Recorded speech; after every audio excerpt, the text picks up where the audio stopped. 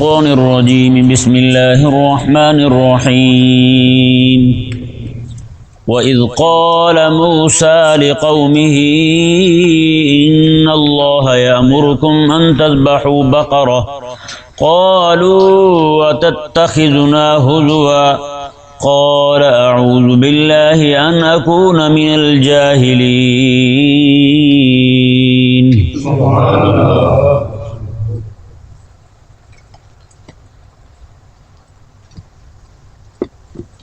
یہ آیہ مبارکہ اور اس سے اگلی آیات مبارکہ اور رکوع کا آگے بھی ایک قصہ بیان کیا گیا۔ حضرت سیدنا موسیٰ علیہ نبینا و علیہ السلام کے زمانہ مبارکہ میں ایک بندہ تھا، اس کے ورثاء میں سوائے اس کے بھتیجے کے کوئی بھی نہیں تھا۔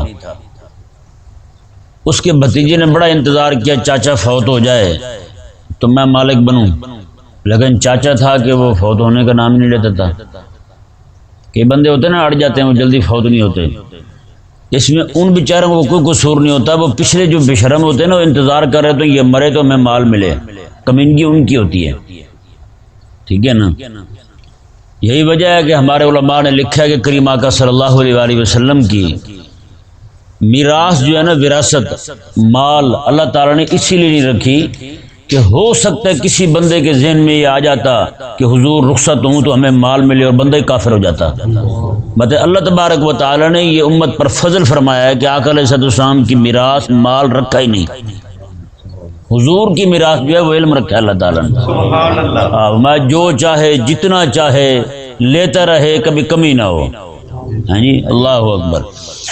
تو وہ اس بھتیجے نے موقع پا کر تنہائی میں چاچے کو قتل کر دیا، رات کے وقت قتل کر کے اپنے چچا کو، اور الزام لگا دیا اپنے محلے والوں پر۔ اس نے کہا ایک تو چاچے کی میراث ہتھے چڑھ جائے گی اور دوسرا محلے والوں سے دیت بھی لے لوں گا، محلے والوں سے دیت بھی لے لوں گا، اس طرح کر کے دو مزے اٹھاؤں گا بھائی۔ اب اس نے جب ان پہ الزام دھرا تو یہ معاملہ جو ہے وہ حضرت سیدنا موسیٰ علیہ السلام تک پہنچا۔ موسیٰ علیہ السلام کو جا کے عرض گزار ہوا یہ معاملہ ہوا ہے۔ حضرت موسیٰ علیہ السلام نے رب تعالیٰ کی بارگاہ میں، اب موسیٰ علیہ السلام بھی بتا سکتے تھے کہ رب نے یہ فرمایا کہ قاتل یہ نہیں وہ ہے، محلے والے نہیں ہیں، وہی بندہ بھتیجا خود قاتل ہے، لیکن حضرت موسیٰ علیہ السلام نے نہیں بتایا، کیونکہ قوم کا مزاج ایسا تھا، قوم کا مزاج ایسا تھا کہ وہ انکاری ہو جاتے۔ انہوں نے یہ نہیں دیکھنا تھا کہ رب فرما رہا ہے، انہوں نے یہ نہیں دیکھنا تھا کہ رب کا نبی فرما رہا ہے، انہیں رب کے نبی پہ اعتماد ہی نہیں تھا جیسے اعتماد کرنے کا حق تھا، بد اعتماد لوگ تھے وہ۔ تو حضرت موسیٰ علیہ السلام نے فرمایا کہ اللہ تعالیٰ نے ارشاد فرمایا ہے کہ ایک گائے ذبح کرو اور اس کا گوشت جو ہے ایک پرچہ وہ تم اس مردے کو لگا دو تو یہ مردہ زندہ ہو جائے گا، تمہیں خود بتا دے گا مجھے کس نے مارا ہے۔ موسیٰ علیہ السلام سے یہ حکم سن کر، حکم رب کا تھا، سنانے والے رب کے نبی ہیں، یہ سن کر ان بد تہذیب لوگوں نے حضرت موسیٰ علیہ السلام کو کہا یہ کیا تک بنتا ہے، مردہ اور گائے کا گوشت اسے لگائے مردہ زندہ ہو جائے گا، یہ سمجھ آنے والی بات ہے صحیح؟ کیا مذاق کر رہے ہیں آپ ہمارے ساتھ؟ یہ موسیٰ علیہ السلام کو کہنے لگے، یعنی ایک سے بڑھ کر ایک جو ہے انگھڑا بندہ رب کے نبی کے سامنے کھڑے ہو کے کٹ ہوتی کر رہے ہیں، رب کے نبی کو کہہ رہے ہیں کہ آپ مذاق کر رہے ہیں، اور رب کا نبی ہو کہ یہ کہے کہ رب فرما رہا ہے، رب یہ فرما رہا ہے کہ ایسا کرو، اگر سے وہ کیا کہہ رہے ہیں؟ یہ آیت مبارکہ دیکھیں گے۔ اللہ تبارک و تعالی نے ارشاد فرمایا وَإِذْ قَالَ مُوسَىٰ لِقَوْمِهِ، جب موسیٰ علیہ السلام نے اپنی قوم کو فرمایا ان اللہ یامرکم ان تذبحوا بقرہ، بے شک اللہ تمہیں حکم دیتا ہے کہ تم گائے ذبح کرو اور اس کا گوشت جو ہے وہ تم لے کر کے اس مردے کو لگاؤ مقتول کو، تو مقتول زندہ ہو جائے گا، اپنے قاتل کا بتا دے گا تو پھر بعد میں پھر مر جائے گا۔ قالو، وہ سارے بولے اتتخذنا ہزوا، یہ کیا مذاق ہے؟ آپ مذاق کر رہے ہیں ہمارے سے، کوئی تک والی بات ہے جو آپ کہہ رہے ہیں؟ مردہ مقتول ہے بندہ ایک، مر گیا ہے، اسے زندہ کرنے کے لیے گائے کا گوشت، یہ کیا طریقہ ہوا؟ اللہ تبارک و تعالی نے ارشاد فرمایا کہ حضرت موسیٰ علیہ السلام نے کہا قال، آپ بولے اعوذ باللہ ان اکون من الجاہلین، میں اللہ کی پناہ میں آتا ہوں کہ میں جاہلوں میں سے ہو جاؤں. میں رب کے حکم پر مذاق، رب کے حکم سے مذاق، رب کے حکم کا ٹھٹھا اڑانا اور رب کی طرف جھوٹ منسوب کرنا، توبہ توبہ، یہ تو جاہلوں کا کام ہے، میں تو نہیں کرتا. ہاں جی، آج کتنے لوگ ہیں جو رب رسول کے احکامات کا مذاق اڑاتے پھرتے ہیں، شریعت کا مذاق اڑاتے ہیں، قرآن کریم کی آیات کا مذاق اڑاتے ہیں، نعوذ باللہ من ذلک. عوام تو عوام، مولوی تک جو ہے نا وہ بھی بکنے سے باز نہیں آتے، پتہ نہیں کیا کیا بھونک دیتے ہیں رب تبارک و تعالیٰ کے قرآن کے بارے میں،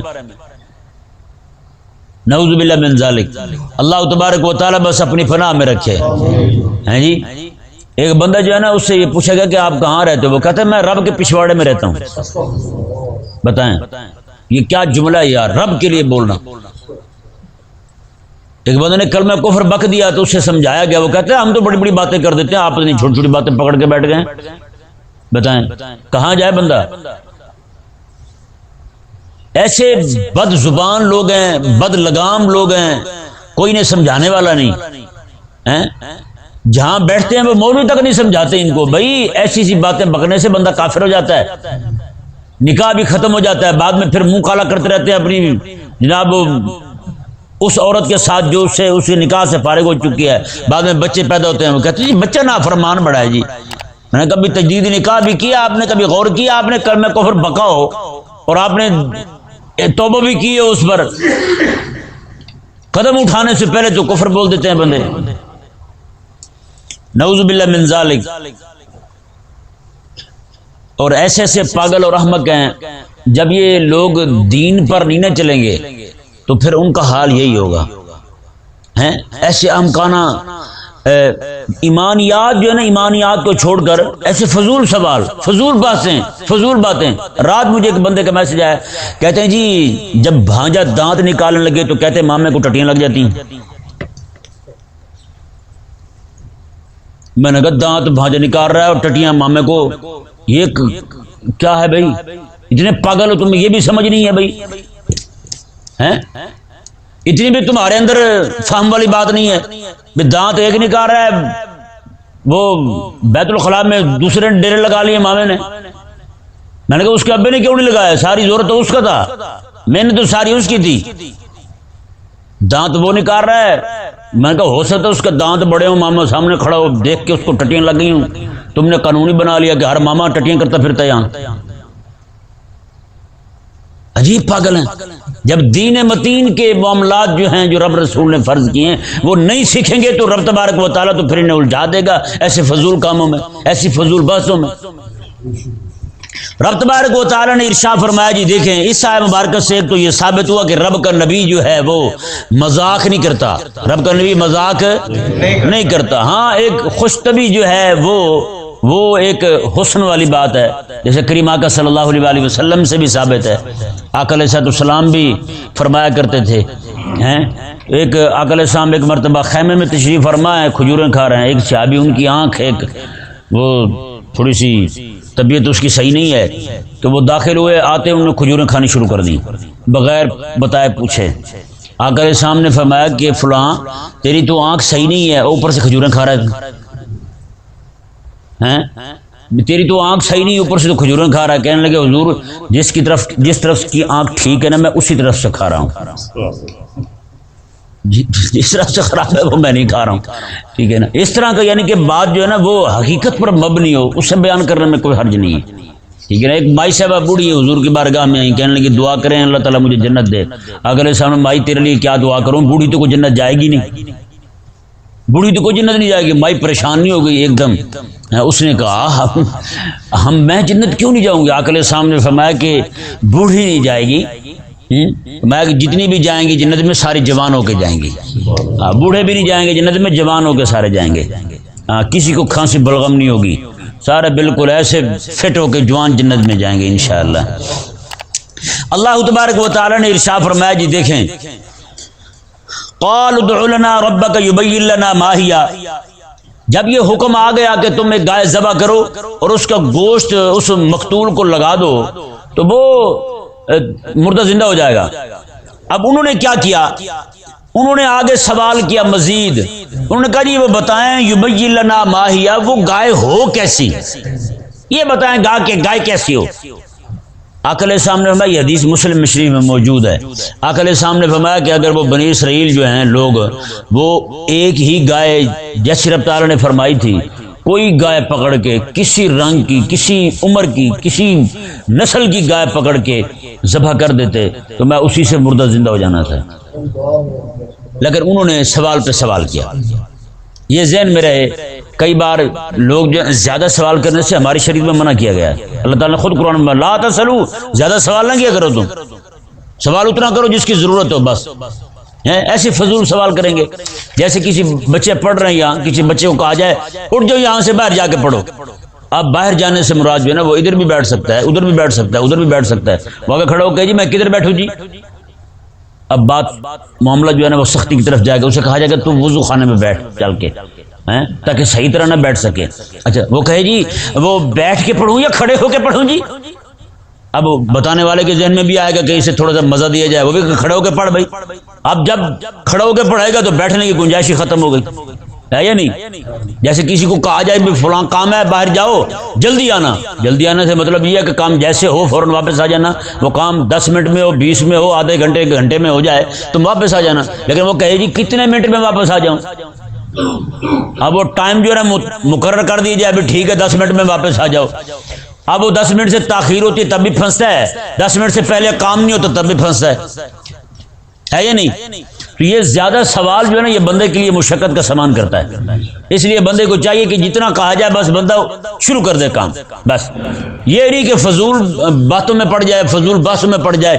اب انہیں چونکہ ان لوگوں کو اعتماد نہیں تھا رب کے نبی پر، بد اعتماد اتنے تھے، تو آگے سے سوال کیسے کر رہے ہیں وہ دیکھیں، کہتے ہیں قالوا ادع لنا ربک یبین لنا ما ہی، کہنے لگے آپ رب کی بارگاہ میں دعا کریں، اس سے پوچھیں ما ہی یا وہ گائے کیسی ہو۔ حضرت موسیٰ علیہ السلام نے فرمایا قال انہ یقول، میں کہ اللہ تعالیٰ فرماتا ہے انہا بکرۃ اللہ فارد ولا بکر، نہ تو زیادہ عمر کی ہو نہ چھوٹی عمر کی ہو۔ اب ایک عمر مقرر ہو گئی ہیں، اب بھی چلے جاتے کچھ جوانی یعنی کہ درمیانی عمر کی گائے پکڑ کے ذبح کرتے تو اسے کام چل جاتا، لیکن انہوں نے کیا کیا؟ حضرت موسیٰ علیہ السلام نے فرمایا میں کہ گائے جو ہے نا وہ فارد بکر، نہ بوڑھی ہو نہ ہی چھوٹی عمر کی ہو، عوان بین ذالک، دونوں کے درمیان ہو، عوان ہو، وہ کیا ہو درمیان میں ہو۔ فافعلوا ما تؤمرون، حضرت موسیٰ علیہ السلام نے میں اب بھی وقت ہے، تم اسی طرح کر لو جیسا کہا گیا ہے، ایسے ہی کر لو جیسا کہا گیا ہے تمہیں، کوئی بھی گائے پکڑو درمیانی عمر کی اسے ذبح کر لو۔ لیکن انہوں نے کیا کہا آگے؟ قالوا ادع لنا ربک یبین لنا ما لونھا، انہوں نے کہا نہیں، آپ اپنے رب کی بارگاہ میں دعا کریں وہ ہمیں بتائے کہ اس کا رنگ کیسا ہو، گائے کا رنگ کیسا ہو تو پتہ تو چلے سارا۔ اچھا حضرت موسیٰ علیہ السلام نے فرمایا قال انہ یقول، آپ نے فرمایا کہ اللہ تعالیٰ فرماتا ہے انہا بقرۃ صفراء فاقع لونھا تسر الناظرین۔ اب مزید پابندی آئی جی، انہوں نے کہا اللہ تعالیٰ نے فرمایا کہ وہ گائے پیلے رنگ کی ہو، کس رنگ کی ہو؟ پیلے رنگ کی ہو، اور فاقع، اور رنگ بھی گہرا ہو، رنگ بھی گہرا ہو، تسر الناظرین، صرف یہی نہیں کہ پیلا ہو اور گہرا ہو، نہ میں تسر الناظرین، دیکھنے والوں کو مزہ بھی دے، دیکھنے والے دیکھیں گے واہ کیا بات ہے، صاحبال کی گائے، لوگ دیکھ کے خوش ہوتے نہیں خوش ہوتے، میں دیکھ کے لوگ واہ کریں، تسر الناظرین، دیکھنے والوں کو خوش کر دے، ایسی گائے ہو۔ انہوں نے پھر کہا قال ادع لنا ربک یبین لنا ما ہی، انہوں نے کہا آپ نا ایک مرتبہ پھر رب سے پوچھیں کہ وہ گائے ہو کیسی۔ ان البقرۃ تشابہ علینا، کیونکہ گائیں جو ہے نا وہ بہت سی ہیں، رنگ بھی بہت سے ہیں اور یہ معاملات بھی بہت ہیں، تو مشتبہ ہو گیا معاملہ ہم پر، ان البقرۃ تشابہ علینا، سارا معاملہ وہ گڑبڑ ہو گیا ہے، اب ہماری سمجھ سے بالا تر ہے کہ گائے ہو کیسی یہ نہیں سمجھ آ رہا ہمیں۔ اور انہوں نے آگے کیا کہا وَإِنَّا إِن شَاءَ اللَّهُ لَمُهْتَدُونَ، انہوں نے کہا اگر اللہ نے چاہا تو ہم کسی راہ پر پہنچ جائیں گے۔ یہ انشاءاللہ لمہتدون اگر پہلی بار کہہ دیتے نا تو پہلی بار ہی پہنچ جاتے. پہلی بار انہیں سمجھ آ جاتی بھی کس راہ پہ چلنا ہے، لیکن وہ کٹوتی پہ اتنے ہوئے تھے، انشاءاللہ ان سے کہا ہی نہیں گیا تو وہ پھر الجھتے رہے معاملات میں. اللہ تبارک و تعالی نے ارشاد فرمایا قال انہ یقول، موسیٰ علیہ السلام نے فرمایا کہ رب فرماتا ہے انہا بقرۃ لا ذلول تثیر الارض ولا تسقی الحرث. انہوں نے کہا جی رب فرماتا ہے گائے ایسی ہو لا ذلول، اس سے کوئی خدمت نہ لی جاتی ہو، تثیر الارض کہ وہ زمین میں حال نہ چلاتی ہو، ولا تسقی الحرث اور نہ ہی وہ کنویں سے پانی نکالنے کے کام آتی ہو. اس سے کوئی کام نہ لیا گیا ہو، نہ وہ پانی نکالا اس نے کنویں سے اور نہ ہی اس نے ہل چلایا ہو. مسلمۃ لا شیۃ فیہا، صحیح سالم ہو، لا شیۃ فیہا اس میں کوئی داغ اور عیب والی بات نہ ہو، صحیح سالم ہو، داغ عیب اس میں نہ ہو. تو اتنی سختیاں سن کے پھر کہنے لگے قالو الآن جئت بالحق، اب سچی بات لائے ہو آپ. یہ موسیٰ علیہ السلام کہنے لگے ہون بڑی نا گل، یہ بات یہ ہوئی نا کوئی بات، اب صحیح بتایا آپ نے ہمیں. لا حول ولا قوت الا باللہ. اللہ تعالی نے ارشاد میں فذبحوها، پھر انہوں نے ذبح کیا، وما كادوا يفعلون، میں ان کی ان حرکتوں سے لگتا نہیں تھا کہ وہ گائے ذبح کریں گے، ان کی ان حرکتوں سے لگتا نہیں تھا کہ وہ گائے کو ذبح کریں گے. کیسی کٹوتیاں کر رہے ہیں، وہ کیسی ہو، رنگ کیسا ہو، عمر کیسی ہو، اٹھتی بیٹھتی کیسے ہو، ہلتی جلتی کیسے ہو، یہ کوئی عجیب بات ہے، یہ کوئی بات پوچھنے والی ہے یار بتائیں. آپ دیکھ لیجیے وہ گائے انہیں ملی کیسے. بنی اسرائیل میں ایک اللہ تبارک و تعالیٰ کا نیک بندہ تھا، اسے اس کا ایک ہی بیٹا تھا، بس اس کی وفات کا وقت قریب آیا تو اس کے پاس سوائے ایک بچڑی کے، گائے کی بچی ہوتی نا چھوٹی بچڑی، بچیا کہتے ہیں اسے، اس کے علاوہ کوئی شے نہیں تھی. اور گھر میں اس کی گھر والی اور چھوٹا سا بچہ بالکل تمام. اس نے کہا گھر والی جو ہے نا وہ باہر نہیں جا سکے گی، تو بیٹا جو ہے وہ چھوٹا ہے، اس نے وہ بچڑی کو پکڑا، جنگل میں کھڑے ہو کے زور سے کہا یا اللہ یہ میں تیرے حوالے کر رہا ہوں، جب میرا بیٹا بڑا ہو جائے تو اسے دے دینا. میرا بیٹا جب بڑا ہو جائے تو اسے دے دینا. تو اب وہ بچہ جو ہے وہ بھی جوان ہوا، تو اس کی اماں صاحبہ جو تھی، مائی صاحبہ، انہوں نے کہا اپنے بیٹے کو بیٹا تیری امانت تیرے ابے نے اللہ تعالیٰ کے سپرد کی تھی، تو چلا جا جنگل میں کھڑا ہو جا، ایسی ایسی گائے کی، ایسی رنگ کی، ایسی ایسی کیفیت کی گائے ہوگی، تو وہاں کھڑے ہو کہنا کہ اے میری گائے، میرے اللہ نے، میرے ابا نے میرے اللہ کے سپرد تجھے کیا تھا، تو واپس آ جا میری طرف، میں آیا ہوں تجھے لینے کے لیے. اس نے جا کر کے جنگل میں یہ آواز لگائی زور سے، تو اسی کی گائے جو ہے نا وہ دوڑتی اس کے پاس آ گئی. وہ لے کے گھر آیا، تو گھر آ کے اس نے اپنی اماں کو کہا اماں یہ گائے آ گئی ہے. تو اس کی اماں نے کہا کہ بیٹا یہ گائے لے جاؤ اور آپ بازار میں جا کے 3 دینار کی بیچنا. اس وقت وہاں پہ گائے کا جو ریٹ تھا نا وہ 3 دینار ہی تھا. تو کہا کہ بیٹا جب ریٹ طے ہو جائے نا 3 دینار تو مجھ سے پوچھ لینا، طے ہو جائے پھر بھی پوچھ لینا. اب وہ بچہ، وہ جوان جو ہے وہ گیا گائے لے کر بازار میں. اللہ تبارک و تعالی نے فرشتہ بھیجا، وہ فرشتہ آیا، اس نے آ کر کہا کہ یہ میں 6 دینار کی لوں گا. اس نے کہا میں اپنی ماں سے پوچھوں. اس نے کہا ماں سے نہ پوچھ تو لوں گا. اس نے کہا پھر میں بھی نہیں دوں گا، تابع داری دیکھیں گی، تابع داری دیکھیں گی. اس نے کہا نہیں جی میں ماں سے پوچھوں گا تو دوں گا ورنہ میں نہیں دوں گا. اس نے کہا تمہیں تیری ماں نے 3 کہا ہے، میں 6 دے رہا ہوں، ماں تیری خوش ہو جائے گی. اس نے کہا میری ماں اس سے خوش نہیں ہوئی، 3 دینار زیادہ آ گئے، ماں میری فرما برداری سے خوش ہوگی، میں نہیں دیتا تھا.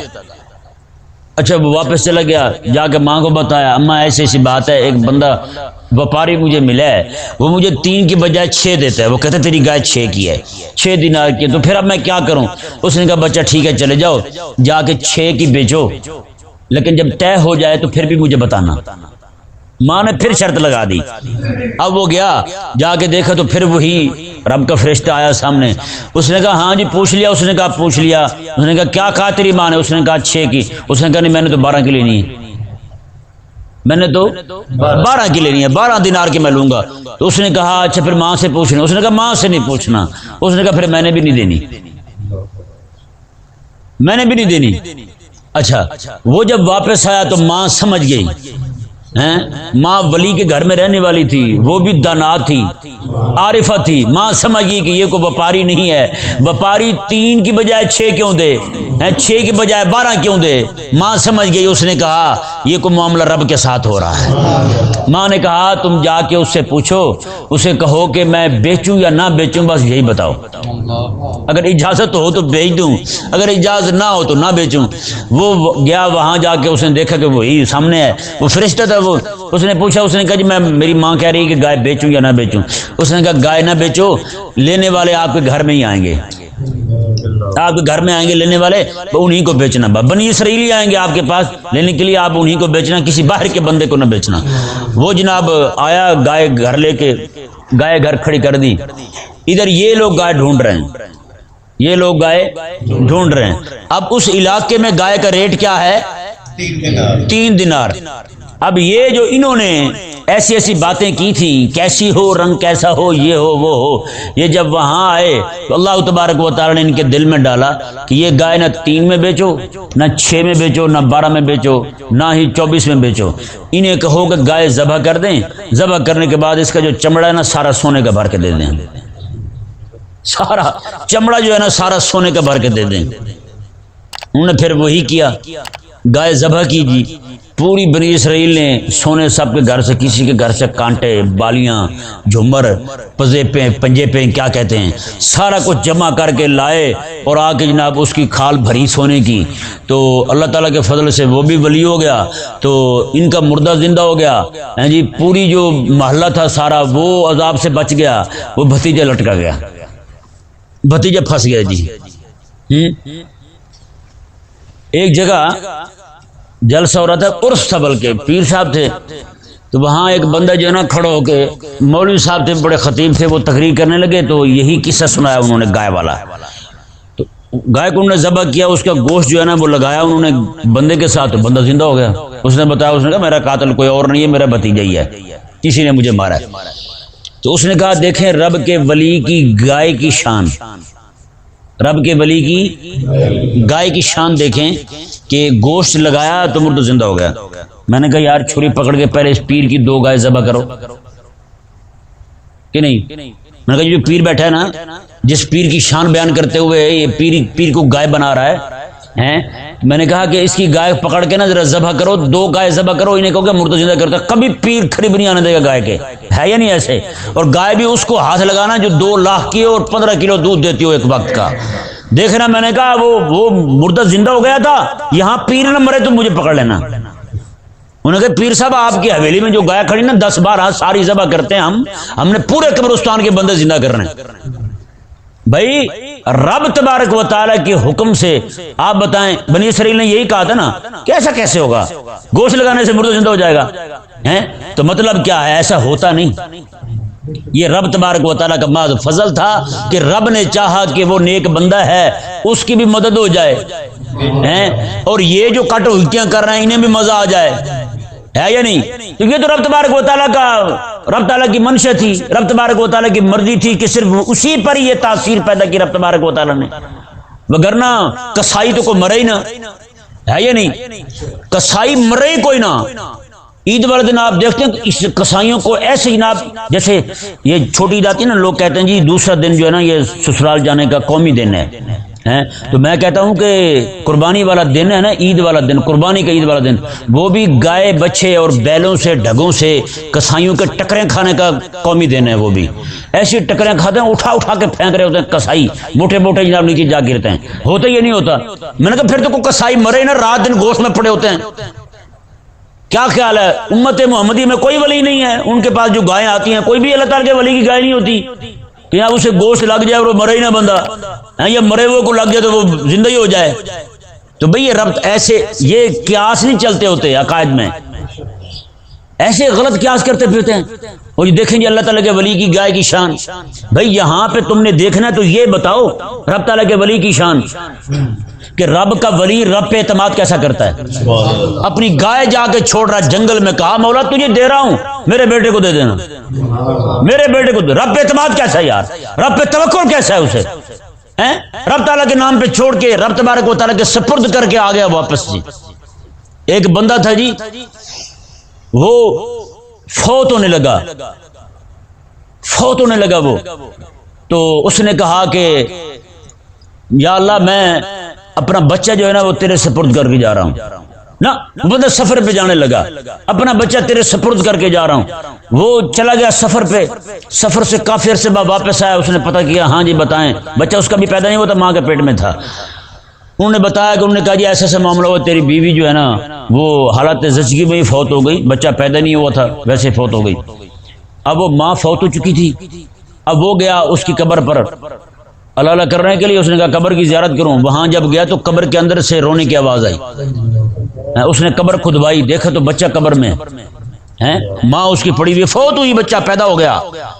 تو غیبی آواز آئی، فرمایا کہ تو صرف بیٹا ہمارے سپرد کر گیا تھا، اگر بیوی بھی سپرد کر جاتا وہ بھی تجھے زندہ ہی ملتی. بتائیں بھائی.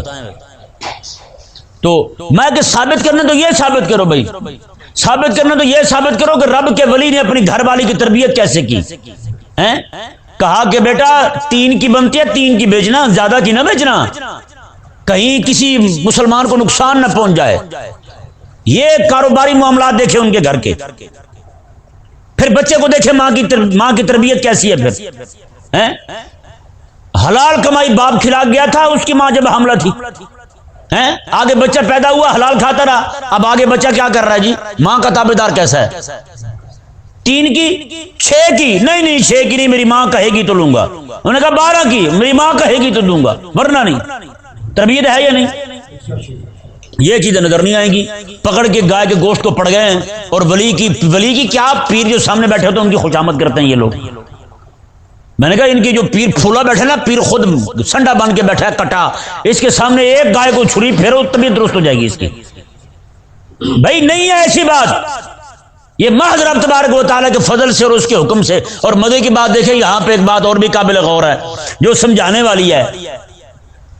وہ ان کی طبیعت میں فرعونیوں کو دیکھ کے گائے کی پوجا جو ہے نا وہ رچی بسی تھی. تو ان کے دل میں آیا تھا کہ ہم بھی گائے کی تو پوجا کریں، گائے کو معبود مان لیں، الہ مان لیں، جیسے ہندو کرتے ہیں. تو رب تبارک و تعالیٰ نے کیا فرمایا؟ رب تبارک و تعالیٰ نے فرمایا گائے کو ذبح کرو. اور فرمایا وہ ذلیلو، یہ گائے خدا ہونے کے لائق نہیں، یہ تو ذبح ہونے کے لائق ہے. تم اسے خدا مانتے پھرتے ہو، یہ تو چھری پھیرنے کے لائق ہے، اسے چھری پھیرو. یہ باتیں کیوں نہیں سمجھ آتی ہمیں؟ یہ باتیں کیوں نہیں کرتے ہم جیسے لوگوں کی تربیت ہو؟ اور تم وہاں ہمارے یہاں گائے پہ کئی سارے علاقے ہیں ہمارے یہاں ایشیا کے، وہاں پہ گائے ذبح کرنے پہ پابندی ہے. وہاں مولوی یہ آیت پڑھ کے بھی ایسے جناب وہ موجودہ جو ڈبے پیر ہیں نا ان کی شان بیان کر رہے ہیں. بھئی کیوں؟ وہاں سے یہ مسئلہ بیان کرو نا جی، رب تبارک و تعالیٰ نے گائے کو خدا بنانے کا حکم نہیں دیا، گاؤ ماتا کہنے کا حکم نہیں دیا. رب تبارک و تعالیٰ نے گائے کو چھری پھیرنے کا حکم دیا ہے. ان تذبحوا بقرہ، تم گائے کو ذبح کرو، تمہارا مردہ زندہ ہو جائے گا. تو ہم بھی کہتے ہیں اور مسلمانوں، جہاں پہ تمہارے گائے ذبح کرنے پہ پابندی ہے نا، وہاں پہ گائے کو ذبح کرو، تمہاری شریعت پھر سے زندہ ہو جائے گی، تمہارا کھویا وقار پھر سے اٹھ جائے، پھر تمہیں بحال ہو جائے گا. آج تمہاری اذانوں پہ پابندی ہے، تم نے گائے پہ پابندی قبول کر لی، آج تمہاری اذانوں پہ پابندی، کل کو نماز پہ پابندی لگائیں گے، پوری شریعت سے ہاتھ دھو بیٹھو گے تم. رب تبارک یہ مسئلہ ثابت ہو رہا نہیں ہو رہا؟ رب نے فرمایا گائے ذبح کرو، ایک جان جا رہی ہے، تو فرمایا کہ ایک زندہ ہو جائے گی، ایک زندہ ہو جائے گی، اس کی زندگی سے کئیوں کی زندگی بچ جائے گی. اس سے ثابت کیا ہوتا ہے؟ ایک آدھی جان قربان کرنی پڑتی ہے، اس سے اللہ تبارک و تعالیٰ پھر باقیوں کو زندگی عطا فرماتا ہے. جیسے رب تعالیٰ نے قرآن میں فرمایا وَلَكُمْ فِي الْقِصَاصِ حَيَاةٌ، فرمایا کہ قصاص، قاتل کو قتل کرنے میں تمہاری زندگی ہے، قاتل کو قتل کرنے میں تمہاری زندگی ہے. قاتل کو قتل کرنے میں زندگی، میں قاتل آج اس نے 1 کیا، کل کو 2 کو کرے گا، پرسوں 5 کو کرے گا، پھر 10 کو کرے گا، میں اس کو قتل کر دوں. باقی جن کے دلوں میں یہ تمنائیں مچل رہی ہیں نا کہ قتل کرنے کی، وہ بھی سارے توبہ کر جائیں گے. زندگی بنی ہے یا نہیں بنی کے ساتھ؟ ایک کو قتل کرنا باقیوں کی زندگی کا سبب ہے. تو بھائی رب تبارک و تعالیٰ نے کیا فرما دیا ہے؟ 4-5 بندے کھڑے ہو کے ایک ہی دم ذبح کریں، اور جو بھی قریب آئے اسے بھی لٹکا دیں، سب کی طبیعت صاف ہو جائے گی. مصلحت بھی کوشش ہوتی ہے. مولوی صاحب آپ مصلحت سے بڑے ہٹے ہوئے ہیں. میں نے کہا تمہاری مصلحت نے آج اذانوں پہ پابندی لگوا دی ہیں. تم گھگو بن کے بیٹھے رہے. تمہارے سامنے کھڑے ہو کہ بندہ یہ کہہ دے کہ عرس نہیں منانا چاہیے تو کتے کی طرح گلے پڑ جاتے ہو ہیں. کافر کھڑے ہو کہ اذان نہ دو تم کہتے ہو ٹھیک ہے جی حکمت ہے اس میں مصلحت ہے. دماغ خراب ہے تمہارا پاگل کے بچوں. تمہیں کون سمجھائے گا؟ آج ہندوستان کے بہت سارے علاقوں میں اذان پہ پابندی ہوگی صبح کی. اذان نہیں پڑھنے دیتے ہندو. آپ ہمارے بھی ملک میں ایسے ہی ہے جی. جمعہ کا خطبہ نہیں ہوتا اوپر والے سپیکر میں ہے یا نہیں؟ لیکن یہاں پہ ہمارے محلے میں گھر میں شادی ہوتی رہی 3 مہینے پورے رات کو گردوانہ تھال پیٹتے تھے. 3 مہینے پورے رات کو جناب جاگ آ جاتی تھی. ہمیں تو آنکھ کھل جاتی تھی, نیند نہیں کرنے دیتے تھے ہمیں. لیکن ہمیں بھی کوئی حق ہے, ہم بھی انسان ہیں کہ ہم بھی جا کے کسی کو ہیں ہماری بھی سنوائی ہو. 3 مہینے پہلے جی شادی سے بھی پہلے ہمیں تو کچھ سمجھ نہیں تھی بھائی شادی ان کی اتنی بکھر گئی ہے کہ پتہ نہیں چل رہا. میں نے کہا ہو سکتا ہے کہ مان نہ رہے ہوں. انہوں نے کہا چلو ڈھول پیٹتے رہیں کبھی مانیں گے تو اس میں انقطاع نہ آ جائے. ایسے ہم کو پاگل ہیں. 3 مہینے پورے یار. 3 مہینے سے وقت زیادہ ہوگا کم نہیں ہے. اللہ تبارک و تعالی ہمارے حال پر رحم فرمائے. بس بات جو ہے نا وہ یہی ہے کہ اسلام کی سننے والا کوئی نہیں رہا. بس اسلام کی سننے والا کوئی نہیں رہا. کہاں جائیں کسے درد سنائے ہم اسلام کا. اسلام کا کوئی ماننے والا ہی نہیں رہا ایسے لگتا ہے ہمیں تو. اسلام کا اپنا وطن ہی نہیں رہا. اسلام کا اپنا گھر ہی نہیں رہا. اسلام کا اپنا دیش ہی نہیں رہا. جہاں دیکھیں اسلام کو نکالنے کی باتیں ہو رہی ہیں. جہاں دیکھیں جناب کفر پھیلانے کی باتیں ہو رہی ہیں. مسلمان تو خاک کا ڈھیر بن چکا ہے. اب اسلامی احکامات کے لیے اسلامی شعائر کے لیے کھڑا ہونے کا نام تک نہیں لیتا. یہ اللہ تبارک و تعالی ہم سب کو سمجھنے کی توفیق عطا فرمائے.